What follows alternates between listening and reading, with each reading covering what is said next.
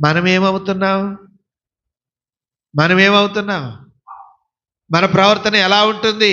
ఏళ్ళు గడుస్తున్నప్పుడు ఆధ్యాత్మికముగా మారు మనసులోనికి వచ్చాక, రక్షణలోనికి వచ్చాక మనమేమవుతున్నాం?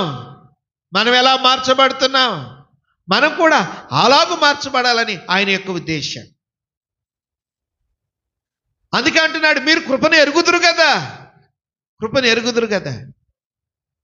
ఆయన కృపను ఎరుగుదురు కదా. ఆయన ఏమయ్యుండి ఏమయ్యాడు? ఆయన కృపను గురించి మాట్లాడుతుంది వాక్యం. ఆ కృపను తెలియపరిచింది మనకి. ఆ కృపను మనం పొందుకున్నాం. మన దగ్గర కృప లేదు. ఆయన మనకిచ్చిన కృప ఇతరులకు పంచిపెట్టే యోగ్యత ఇచ్చాడు. మన దగ్గర కృప లేదు, కానీ మనం దరిద్రులం. ఏమీ లేని వారం, ఇప్పటికీ ఏమీ చేతగాని వారమే. నాకు అదొచ్చు ఇదొచ్చు అనుకుంటామేమో. లేదు, దేవుని దృష్టిలో మనము ఏమీ చేతగాని వారమే.